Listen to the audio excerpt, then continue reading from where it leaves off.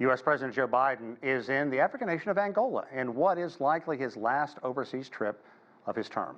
He met with African leaders in the Angolan city of Lobito to discuss an extension of a crucial railway project named the Lobito project. It will allow key minerals from the Democratic Republic of Congo and Zambia to make their way abroad. He's also pledging an additional $550 million to the project, highlighting its role in a partnership between Africa and the United States. All these projects and investments are designed to have high impact and meet the highest standards for workers, for the environment, and for the communities. Because the United States understands how we invest in Africa is just as important as how much we invest in Africa. Currently, China is the biggest mining partner in Congo. The railway is the U.S. hope to counter some of that influence. Okay, let's talk a little bit more about Biden's first and last visit to Africa as president. And for that, we're joined by Abdullahi Boru Halakhe.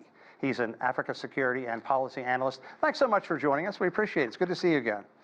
Good to see you as well. Okay, so talk a bit about Biden's visit to Angola. What does it mean for both nations? And is there a message that it's sending about the United States' approach to the continent of Africa?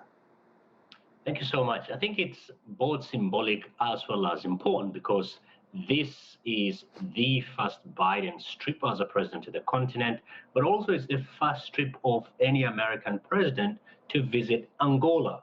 You might wonder why Angola is very important in this case. You mentioned at the top the Lobito Triangle that links the Democratic Republic of Congo, Angola, as well as the Democratic Republic of Congo, Zambia, and Angola. It is also important to look at these as Joe Biden and the United States sending a message that we're working with Africans or African countries as part of that transition into green, clean energy. So there are obviously going to be a lot of pressing issues that Biden is going to address during his time in Angola. But talk a bit more about that massive rail project, because Biden has been very close to that. He championed it and clearly hopes that this is the U.S. way to expand its economic ties in the region, an area that China, with its Belt and Road policies, has really made huge inroads in. I think it offers a really rich irony that over the last couple of decades, maybe two now, that the United States and Western countries have argued that some of the Chinese project on the continent is what they termed debt trap diplomacy.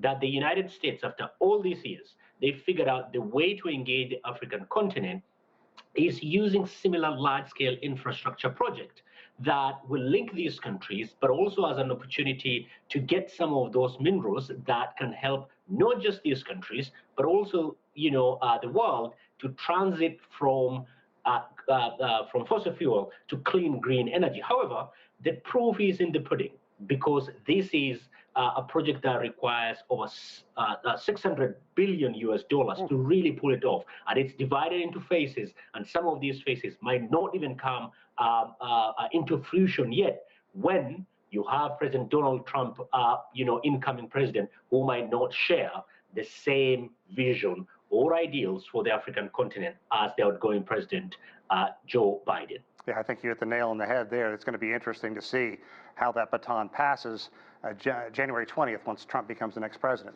Meanwhile, Angola is one of Africa's largest oil producers. Now, talk about Biden administration attempts to navigate between economic interest in energy and also climate change commitments, because that's going to be important as Biden leaves and the Republicans take office.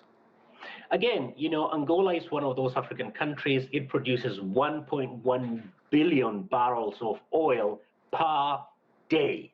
And the reality is a significant chunk of Angola's GDP relies on oil. But at the same time, Angola also has, its debt of up to 70% of its GDP. So to transit from heavily relying on oil into clean green energy is going to be a massive challenge, just not for Angola alone, but also for Biden, who is left with only 49 days before he leaves office.